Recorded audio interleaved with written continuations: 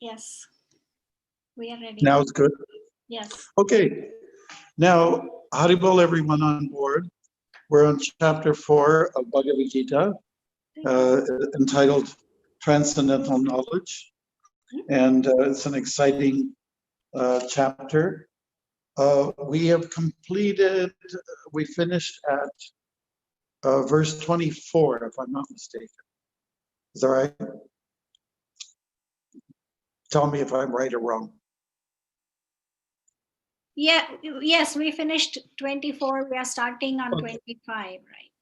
25. So we're going through a different section now, and we're diving into the topic of sacrifice. Okay? Sacrifice. As it is mentioned in 24, now we'll delve into it a little more deeply. Okay, so I would ask you a question.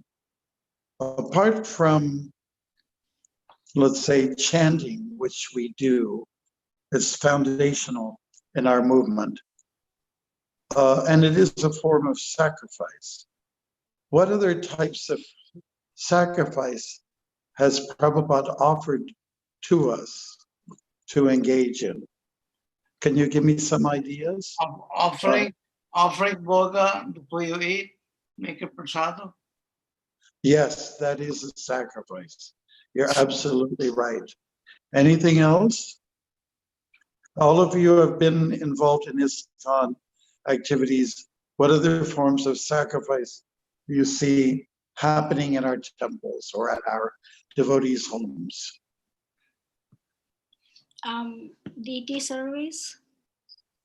Yes, deity service is also a form of sacrifice, absolutely. Anything else? All of you have been... Harinam. Yes, we mentioned Harinam already in the beginning. Okay. Apart from Harinam, what else? Think of something colorful that we do from time to time Festivals. that involves one of the major elements.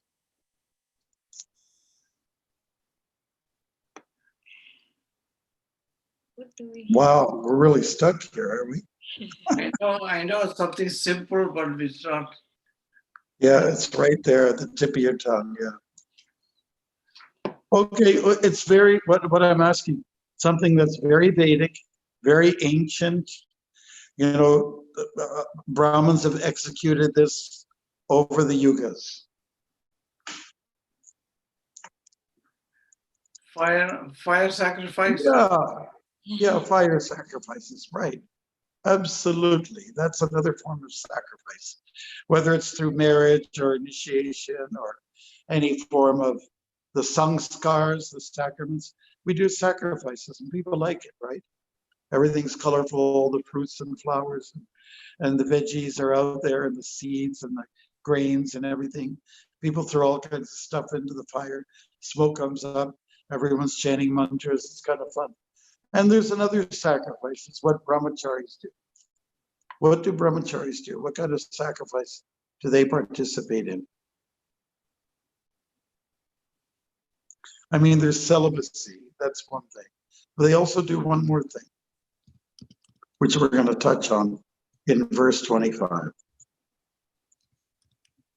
Okay, I'll tell you if you don't know. 1 minute, let me. Yeah, okay, so if someone has an answer to that, please. I had been nobody could unmute themselves, so that's why they couldn't say. Now, yes, because you weren't there unmute us for us to give the answers to Maharaj. Right, okay.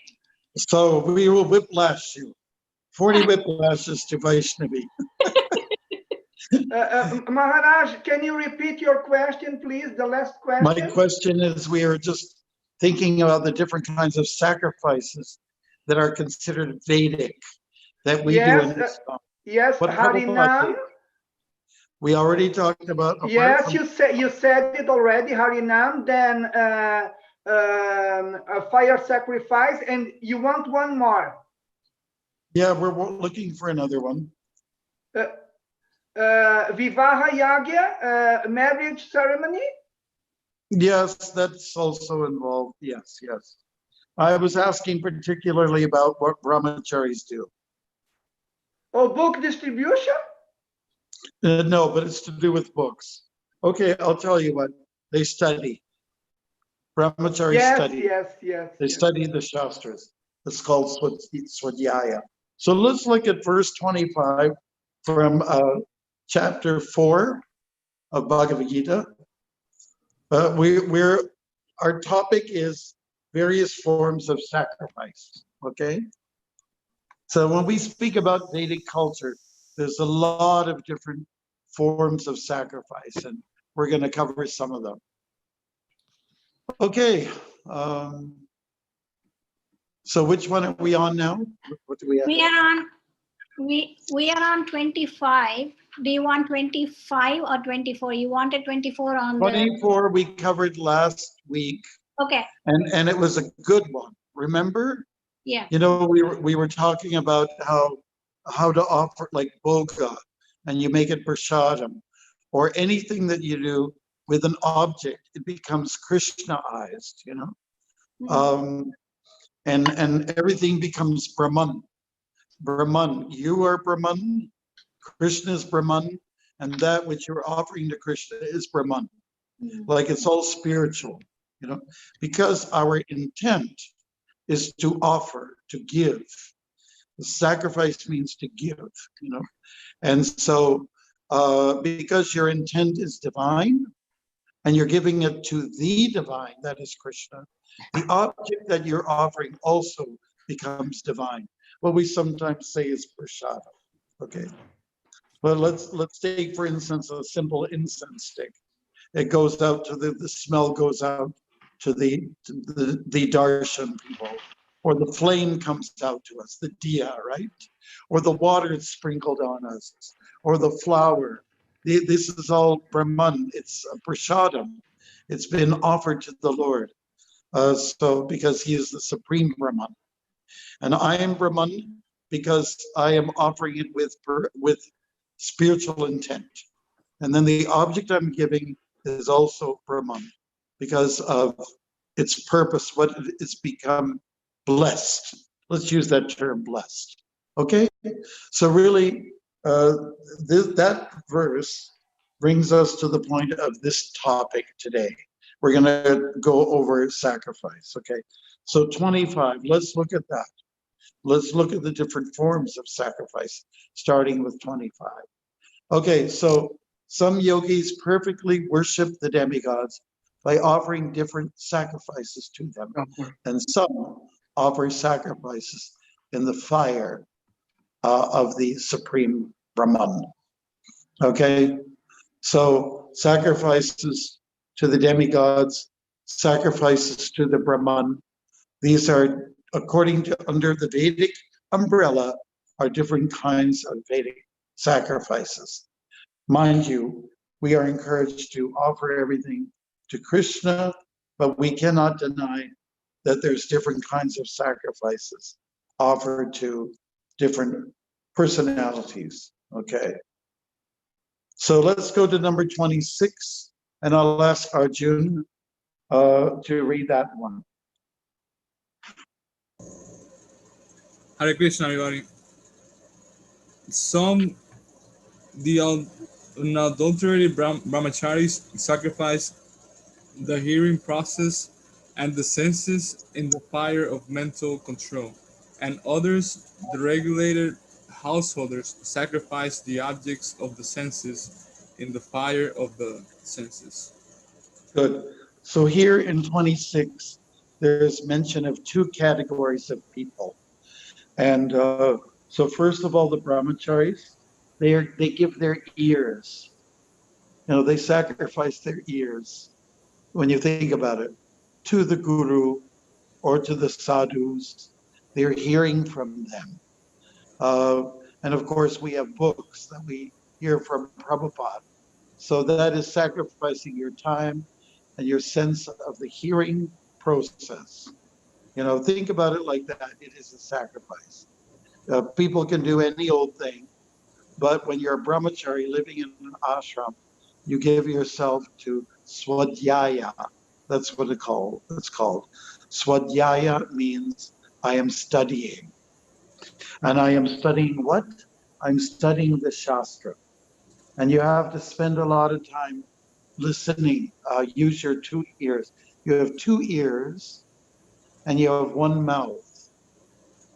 So two ears seems to be more important than the mouth. And there's a saying by some of our indigenous people, they say, never let your mouth get in the way of your two ears. Isn't it beautiful? Never let your mouth get in the way of your two ears. But So we must hear more than we must speak. In other words, what is required is for devotees who are on the devotional path to be good listeners. And in this way, you're sacrificing the hearing process. And what isn't it interesting that when we die, we're at the last few minutes. The one part of the senses that still is quite strong is the hearing power, you know, and that's why we should make an arrangement for people to chant for us. Like when you can't chant yourself, at least the hearing's still going on. So this is very important. The other group of people that are addressed here are not brahmacharis, but they are grihastas and they are part of an ashram as well.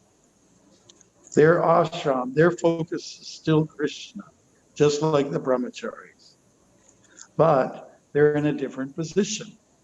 They acquiesce, right? Grihastas, householders, they acquiesce. They gather things. They buy things, you know?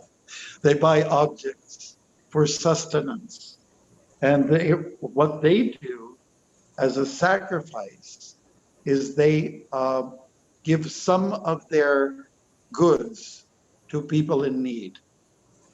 And that's how grihastas, those people who are money earners, they learn detachment from this world.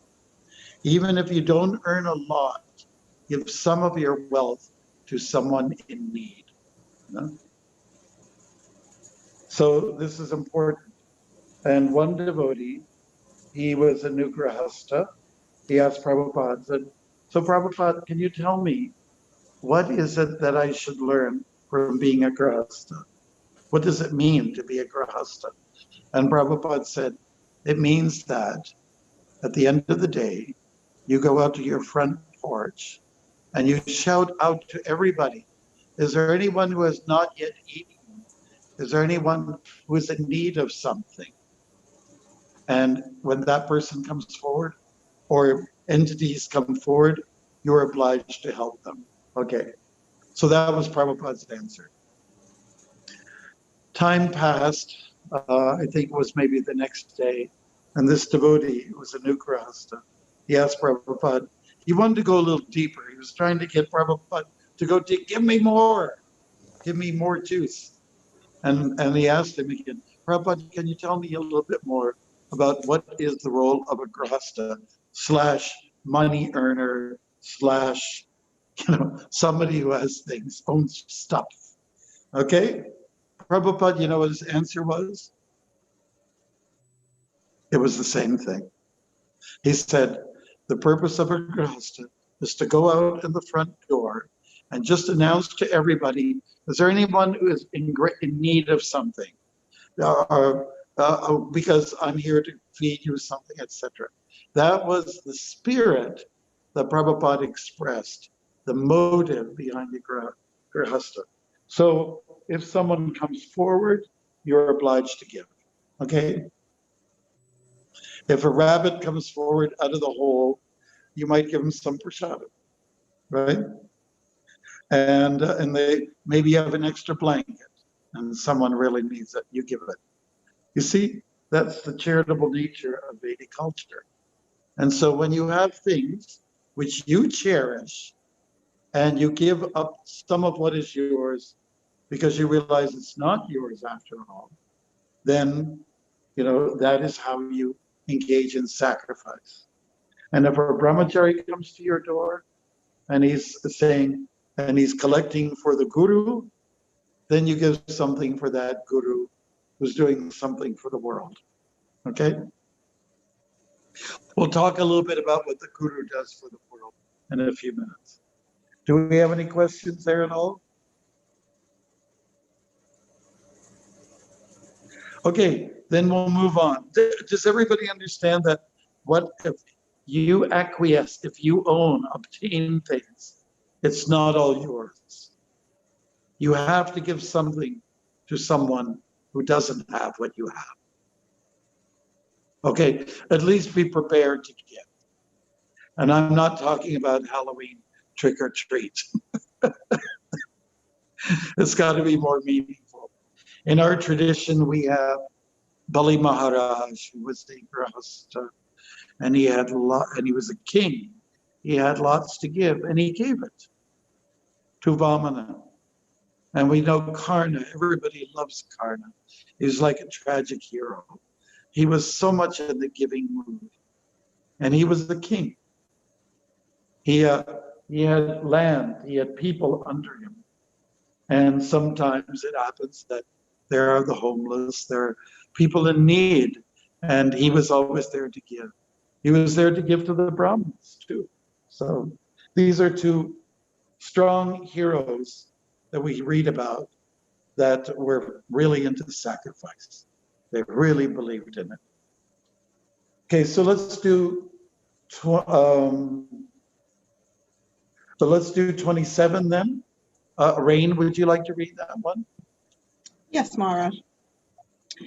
Others who are interested in achieving self-realization through control of the mind and senses offer the functions of all of the senses and of the life breath as oblations into the fire of the controlled mind. Good. So here we're talking about a category of people called yogis, okay?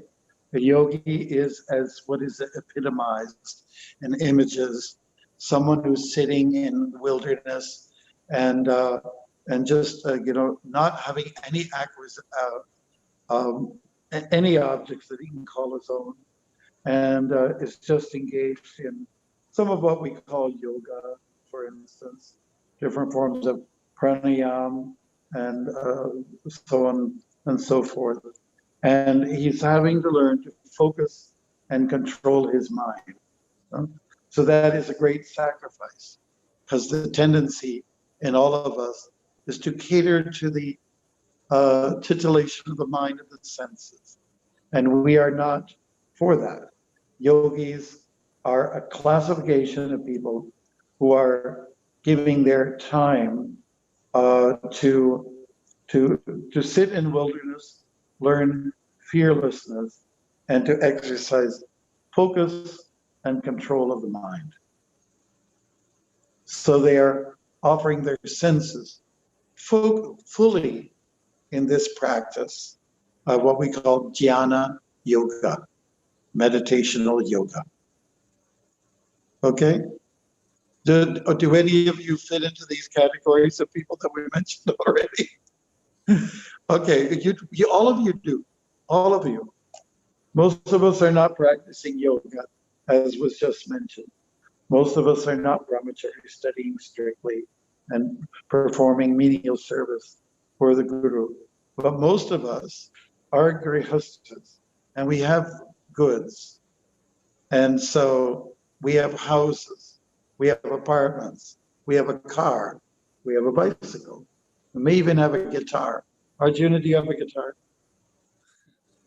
No, my wife has a ukulele though. Okay. Well, don't give her the ukulele without her permission, okay? Because that's not sacrifice. You'll kill me. You do things with blessings, right? Of course. Everybody knows the story of Prabhupada.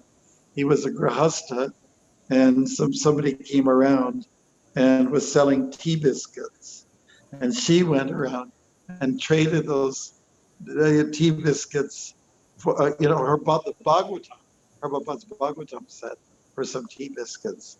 That didn't go over too well. All right. So now let's go to 28. Vaishnavi, would you like to read the next one?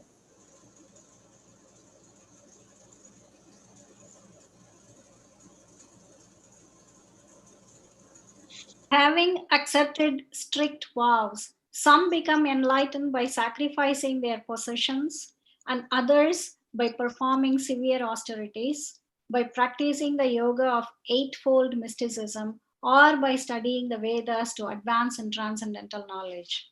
Okay, so it seems to me that the different groups of people we were just discussing are all capsulized in this verse once again. Okay, so again, grihastas, you have possessions, so you're not entitled to all of them. Sorry. And we were also talking about those who are performing austere austerities, like as we find in Hatha Yoga or Ashtanga Yoga. Then there are, let's see, the brahmacharis. They're also mentioned. Let's see, performing austerities. Parikrama is mentioned there, visiting different holy places. That's another form of sacrifice. That's done by grihastas, usually in their which period? Kartik. Which period? Kartik. Kartik, yes, time-wise, that's true. I was thinking more which phase in their life. So more like Vanaprastha, it's very common in their Vanaprastha stage. Okay, so brahmacharis may also travel with the guru. So we're just, grihastas also engage themselves in opening up charities, okay? Charities helping the people in need, okay? These are all ways of learning sacrifices. Vedic fire ceremonies are executed by Brahmins, okay? So again, 28 is kind of like summarizing somewhat what we had just been discussing. Everybody in the Vedic system, we didn't leave anybody out, has to engage in some kind of sacrifice.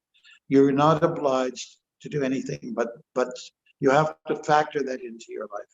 You must sacrifice, okay? And you can hold on to your ukulele, no problem.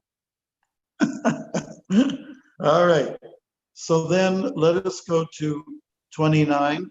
Anantashesh, would you like to read that one? Yes, Maharaj. Still others who are inclined to the process of breath restraint to remain in trance, practice by offering the movement of the outgoing breath into the incoming and the incoming breath into the outgoing, and thus at last remain in trance, stopping all breathing. Others, curtailing the eating process, offer the outgoing breath into itself as a sacrifice. Yes, very good. And looking a little bit into the purport, Prabhupada is talking there about the different kinds of airs that circulate within the body, and there are some moving in upward direction, some going down, some are going in a circular fashion, and the whole idea is that these currents that are within the body are having some effect on the mind. And in this way, we also learn focus and control. So pranayama is a good thing for devotees. Somewhat, I would recommend a little bit of pranayama. Controlling your breathing. You'll get better performance in bhakti. So here, just now that I've got apana, air goes downward, prana, air goes up. And so in this way, you've got, by learning good breathing techniques, you just have a better overall control over your senses. And it's just extremely good for your health. And I know that, for instance, if I'm sitting in a meeting room with my God brothers and God sisters and other devotees, which we do when we go to Mayapur. I sometimes feel a little bit woozy and a little drowsy. So I'll go out, sneak out, and pretend that I'm going to deal with the call of nature or to go to the bladder room. But I might be going out to do a little bit of breathing exercises to bring some oxygen up to the areas that are important. So I would highly recommend that for devotees. So this is also part of your being, part of your inner workings. You're using them as a service, in a service to the Lord. But devotees should not shy away from these kind of practices or exercises. They actually do assist us in our service. You know, we should not say it's Maya. If we all started off our devotional life with a little bit of yogic exercises, stretches, pranayama, asanas, we'd be able to serve better with a longer stretch. You know, we'd be able to perform with some longevity. So it is said that they advance to Brahman Sanatanam. That's a word that you might. I'm sorry. It's 29. Brahmabhuta platform. Okay, Brahmabhut is a term that we're going to hear throughout the Bhagavad Gita. Brahmabhuta means the platform of being aloof, being detached, you know, and not making judgments so much, but rather feeling very detached from things, you know. So fasting is also important. That's there in 29 as well. Okay, so these are all the things we should do. We should fast. We should engage in some kind of pranayama. It's not a bad thing. It's part of the Vedic system, part of what Krishna teaches. Okay, so let's go to 30 then, okay? Who hasn't read yet that's on board?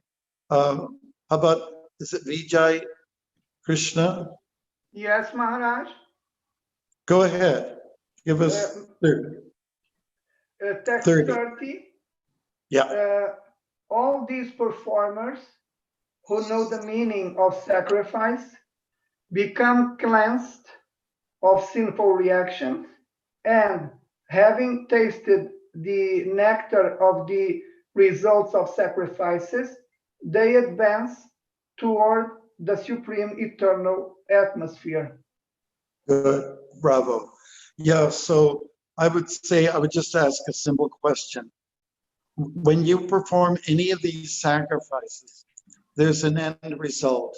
And may I say, you end up feeling good. Cleansed, as it's said here, cleansed of sinful reactions, okay? You feel a kind of awakening. It's a refreshing vibration that you experience for any of these practices. Like, tell me, anybody, if you can object to what I'm saying. If you give something to someone, especially when they really appreciate it, don't you feel good? Yes, I feel good. We feel good, yes, yes. We feel somewhat purged, cleansed. When you do pranayama, it means airs are moving. It's like, say, for instance, if you go into a stuffy room where there's no ventilation, you know. I remember spending one night at the Mumbai hospital, ISKCON hospital. They gave me a room all by myself. And you know what was nice about it? It had air coming in from three sides. Oh, wow. Three sides. So, because a big part of, let's say, getting cured or healed from something is to have good ventilation. You know? So think about that. Your soul is in your body. The Atma's there. And to do it a favor, you have to allow for ventilation to happen. Respiration has to be moving inside. So from that, that's why if you do a little pranayama, which is really simple, you'll feel good after. Maharaj, I have a question. Yes. Okay, so we mentioned that if you do something good for people, somebody, you feel good. Isn't that some part of some kind of a sense of gratification going on there? Some kind of a which? Sense of gratification, that feeling of goodness, feeling of good. No, no, devotees are entitled to feeling good. You know, that's what kirtan's all about. That's what prasadam is all about. It's about feeling good. There's no problem. It's not self-centered. There is some satisfaction that comes from executing. For all these performers, all the people that we've been talking about, all the different forms of sacrifices, they should all end up feeling good. There should be a little bit of a buzz.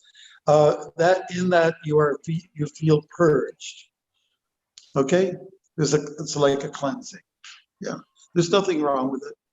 Okay. The nature of the soul is to feel good. Am I right about that? Yeah, that's The nature of the soul is not to feel rotten.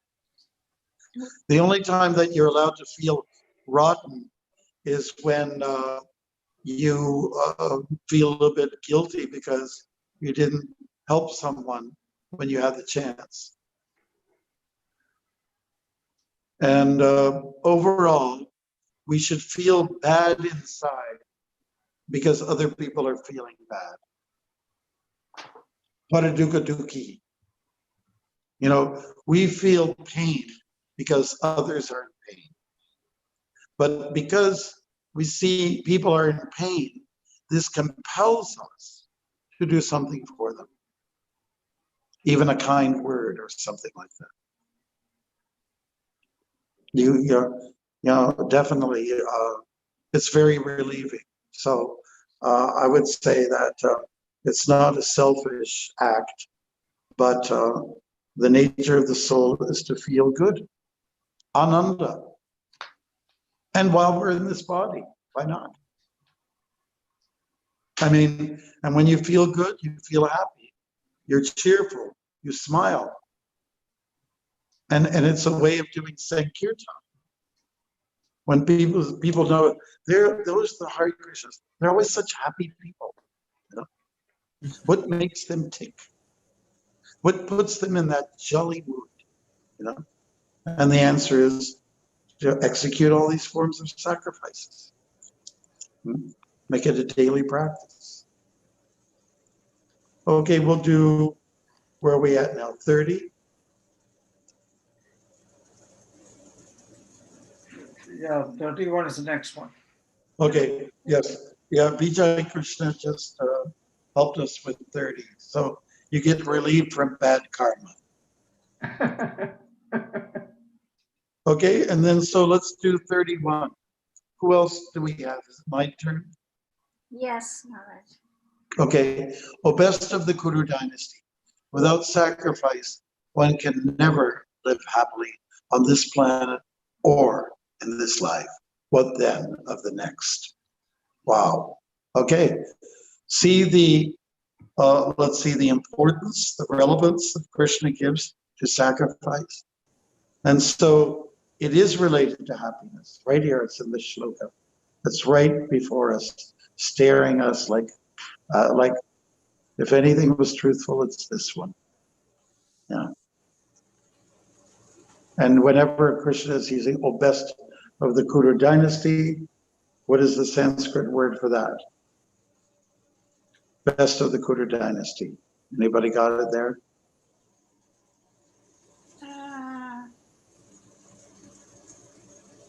Kuru Sattama.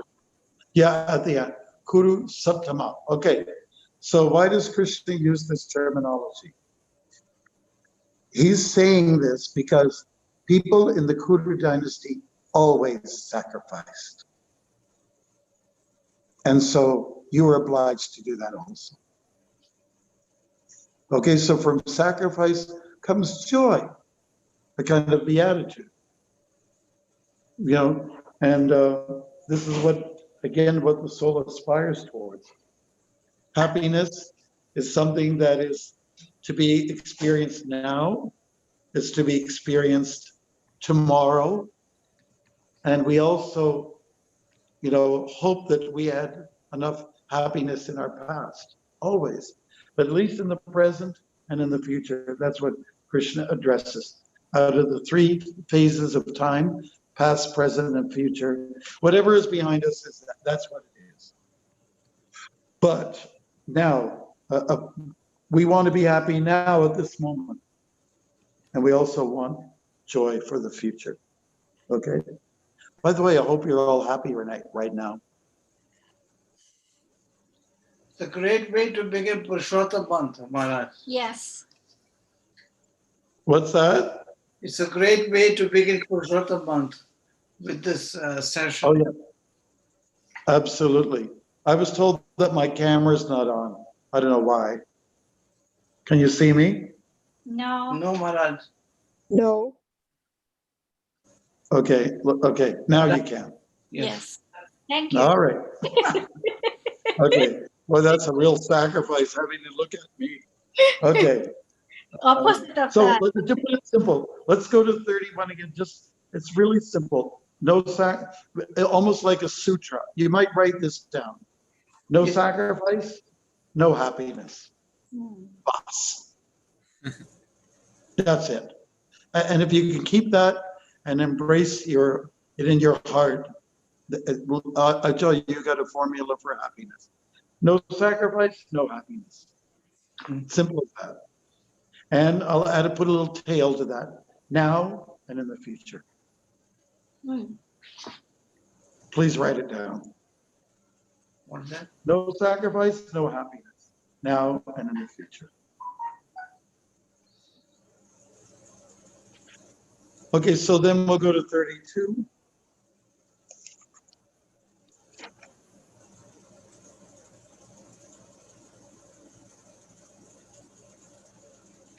Okay, 32, we're getting close to the end of this theme, sacrifices.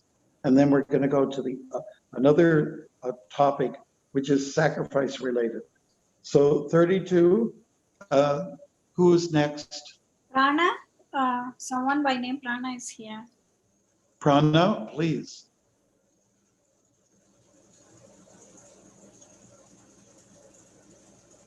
Okay. Okay. Wait. All these different types of sacrifice are approved by the Vedas, and all of them are born of different types of work. Knowing them as such, you will become liberated.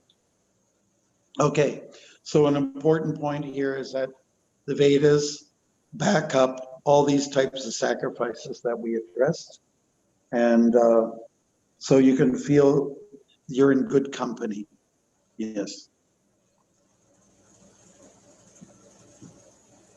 And I would say now in text 33, what will lead us into a whole other theme is someone can take the time to read that 33. Arjuna, go ahead. Okay. 33. O chastiser of the enemy, the sacrifice performed in knowledge is better than the mere sacrifice of material possessions. After all, O son of Pritha, all sacrifices of work culminate in transcendental knowledge. Okay, beautiful. Okay, so sacrifices, it is said, oftentimes lead us to wisdom or transcendental knowledge. And it is wisdom that helps us to counter difficulties. It's wisdom that burns up like fire does turns wood to ashes. Wisdom, when applied, will burn up so much karma. So it's wisdom that basically frees us up and helps us to see the world in proper perspective. So we were talking a little bit about it earlier on. The brahmacharis, who usually are pre-grahastas, if I can use that term, pre-grahastas, they are learning about transcendence, and they are applying it. by having their fasts and doing everything the Guru wants them to do. They're not, they're, in one sense, they don't have a will or a mind of their own. The Guru, however, gives them some time for freedom, for recreation. That's also an important part of living in an ashram. You have to have some time for recreation, and it needs to be balanced with study and also with physical work and doing chores. I'm talking about very traditional, ashram lifestyle. And then when you are a grahastha, there's no question of not having chores. They're automatically there. Like someone told me the other day. So it's called the honeydew program. Do you know what the honeydew program is? Honey, do this for me. Honey, do that. Honey, do this. Honey, do that. Sound familiar? Yep. So there's no, but that's sacrifice. We can't take it begrudgingly. You've got a partner there, and that partner's saying, "Hey, honey, can you do this for me?" And then you have, because you've agreed to be one. Therefore, you function as such. And then if you don't have that kind of situation, then you have a guru, and the guru asks you to do this. Usually, a guru is somebody who's a bit senior and needs physical help. So therefore, you are obliged to help that person in different ways. Take care of the person's laundry, cook the meal, see to the financial arrangements, all those kind of things. That's what I'm talking about in traditional circumstances. And that program still works. So anyways, sacrifice leads to wisdom. And because we are giving of our hearing mechanisms to the Lord, just like right now I'm hearing the phone going. And I don't think that leads to wisdom necessarily, but it does lead to service. Does lead to service. So that's important. So 33. That's it. Anybody have any questions on this section?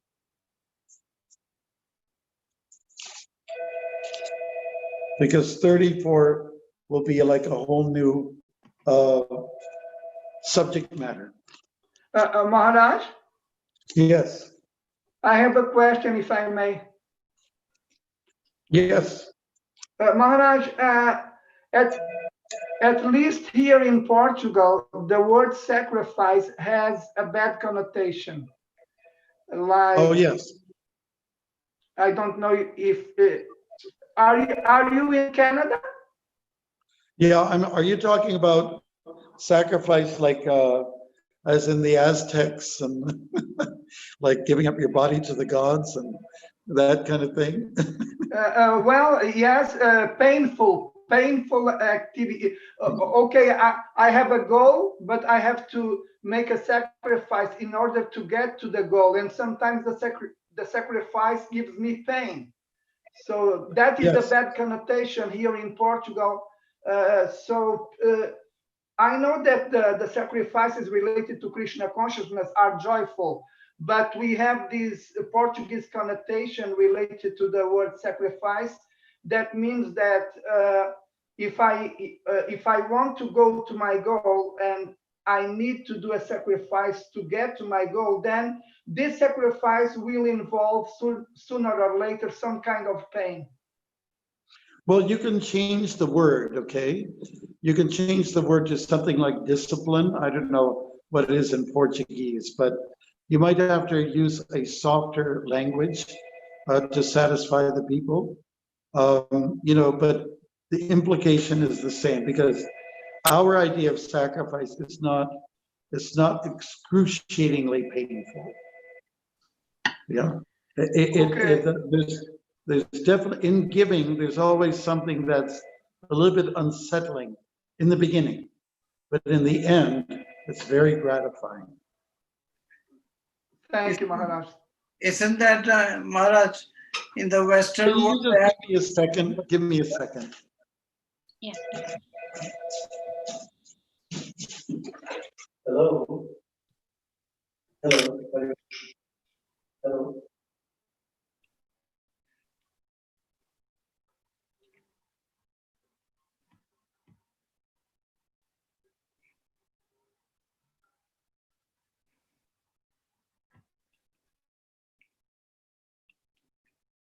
Sorry. Maharaj. In the Western world, Yeah, go ahead. there is a similar concept like no pain, no gain. Yeah, Yeah. that's right. Yeah. Okay. So yeah, getting back to, you see, because we're all coming from different cultures, you know, we have someone from Europe and so on like that, and there's a particular language that has certain implications.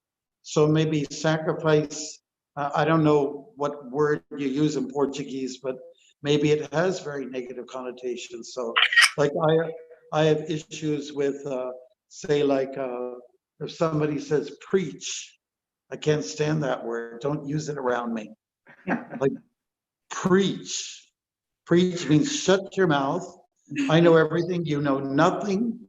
And whatever I'm telling you is going to get you to heaven. Whatever you have to say is going to get you to heaven. It's a very condescending word. It's an ugly word. And I don't say it around me. I will just, I'll turn into some kind of monster. So what is the word, Maharaj, you prefer? Share? For the word for What preach, word you prefer for preach? preach, teach, share, offer your wisdom, things like that.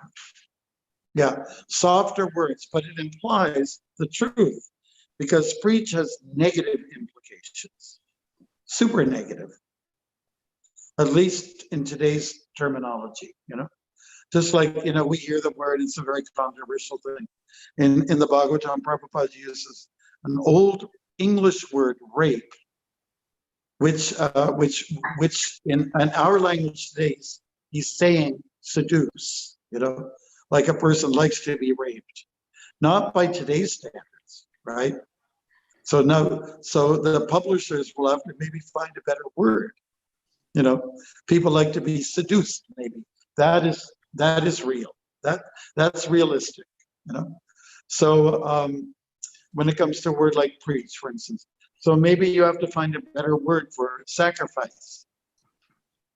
And Maharaj, Portuguese people are very Catholic, and when the word sacrifice is being used, they make a connection with the sacrifice, the painful sacrifice of Lord Jesus Christ on the cross.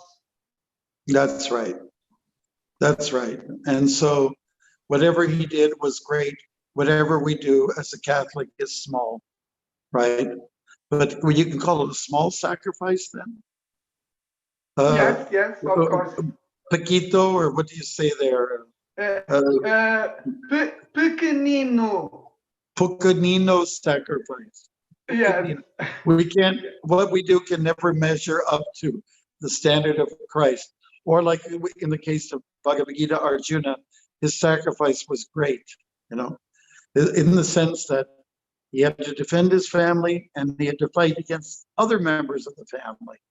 How confusing that could be. It's not even kind of like a black and white situation. So his sacrifice was very great, you know. Yes, and he was ready to give up his life.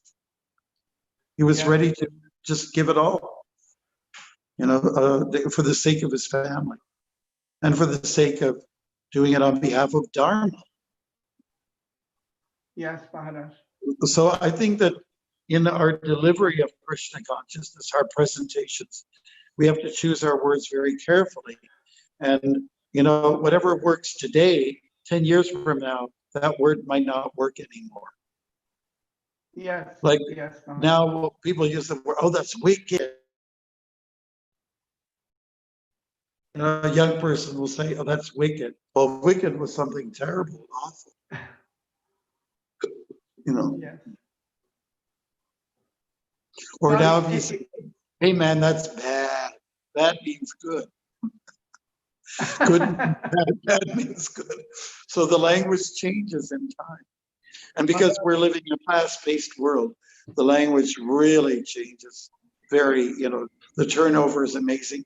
And I think we constantly have to be a little bit on top of our language. So when Prabhupada was on the boat, the Jaladuta, he wrote that prayer and he was saying, please allow me, Krishna, empower me to use a language that people will understand. Yes, yes. So we have to use a language that resonates Maharaj, with. time, place, and circumstance. Thank you. Yeah. I know that the last time I walked across Canada, we had so many engagements at yoga studios. And, you know, I could not use the word God most times, but I could use the word the divine or the supreme or the all powerful, you know. And I could say the word, I could throw it in once in a while.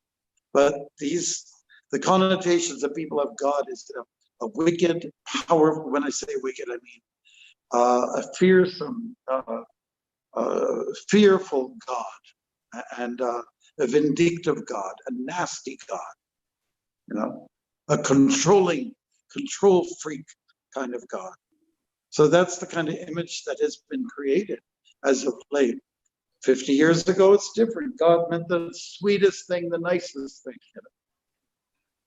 So I think we have to change with the times a little bit with the words that we use. And that's why when we read Prabhupada's books, we may not necessarily repeat all the kinds of words. Like, how many times do you talk to people say, well, Krishna consciousness is about surrendering to the Supreme Personality of Godhead. Even Supreme Personality of Godhead. What did you say? What did you say? Like, you talk to people, Floridians, what the what? You know? You know, it doesn't fly. So Prabhupada expects us to use our God-given brains and use our language that will sound sweet to people's ears. It will land softly, you know, and then they will be enticed to come for more. Yes, Maharaj. Maharaj, I know a Christian friend whose concept of God is like this old person sitting on a throne with a white beard and in robes. So all you have to do is say, well, my idea of God, he's young, he's terribly good looking, he's a great musician, fantastic dancer, and he's an incredible scholar, and everybody loves him. And he's got a good thing going with the animals. I think we have to explain the reverse. And you just have to say, he's a super charmer. Super charmer. Flip it. Tell them the truth what our concept of God is. Mind you, some people, that wouldn't work for them. They'll just say, oh, this is a frivolous God, and I need somebody serious, you know, on top of me to breathe down my back and tell me if I'm not acting in order, if I'm not being obedient, then I will suffer. So some people will need to hear that.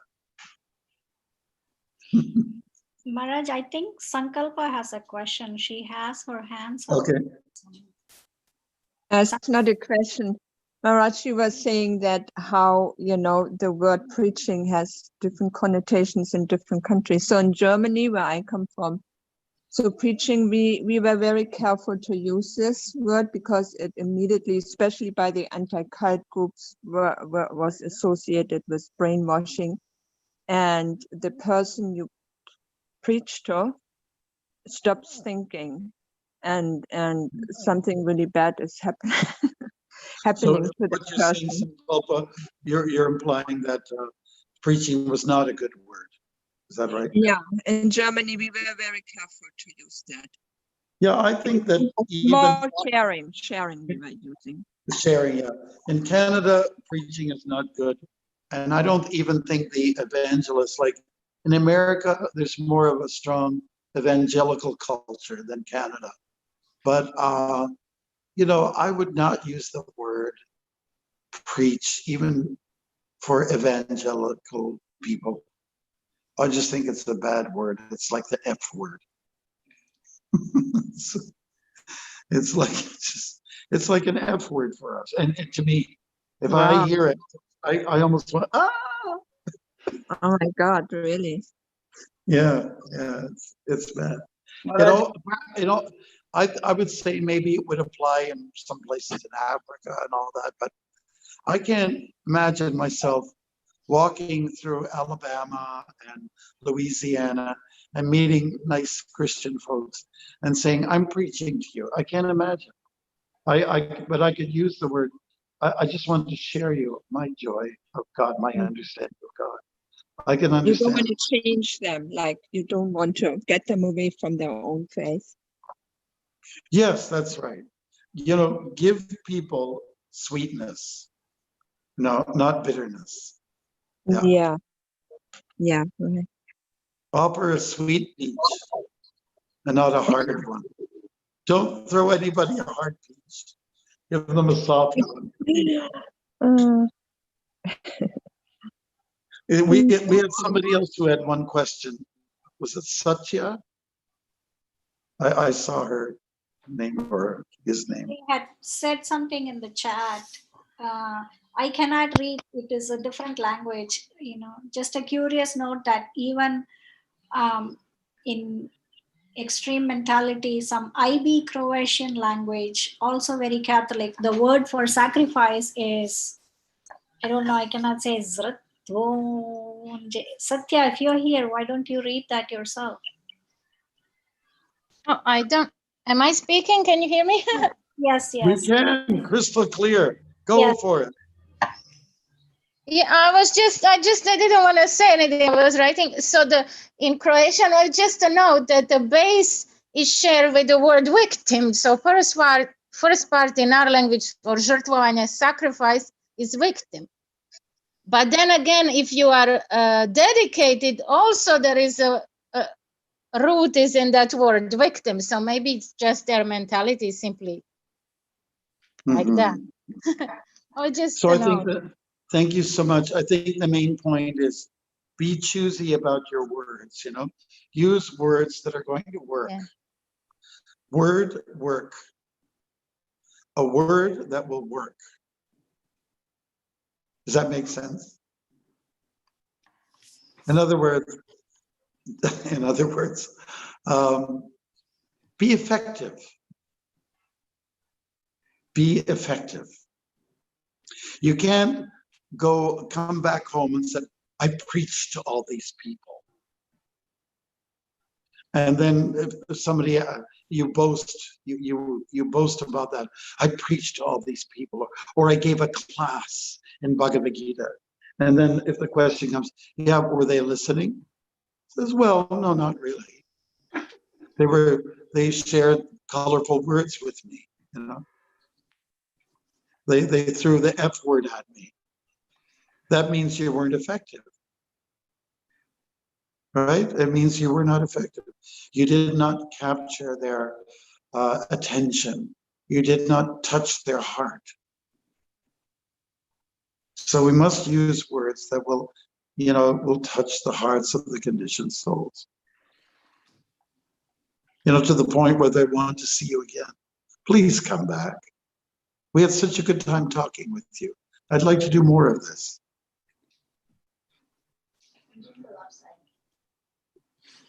All right. Not. So then next week we'll talk more about the next section is to do with wisdom, okay? Because after all, the chapter is entitled Transcendental Knowledge. It has all to do with wisdom, but we're going to just go get a little more concentrated on it. Where does wisdom come from? What does it do for you? And so on and so forth. Thank you, Maharaj. Okay. Mm-hmm. Thank you. Until Tell a friend or two to join, and you don't mind. I like this intimate little group. Yes. And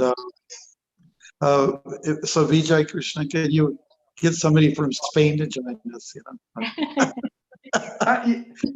You want me to invite someone from Spain? Well, we just want to become more international. Okay, I'll try my best, Maharaj, to please right. you. Thank you for this wonderful session. Hare Krishna. Thank I you. do know somebody over there. I know some devotees over there. in Spain that might like to participate. Yeah. Okay, so thank you so much. Hare Krishna. Hare Krishna Maharaj. Srila Prabhupada. पतितानां पावनेभ्यो वैष्णवेभ्यो नमो नमः जय Srila Prabhupada ki jai. Jai. Everybody for joining, Thank and we will see you all next week, the same time, same link. Happy Purushottam week for you guys, everybody. Happy Purushottam month starting. Yes. And Yes. Krishna Prabhu, yes, I will send the information to you in your email via your email. Mataji, is it that you are posting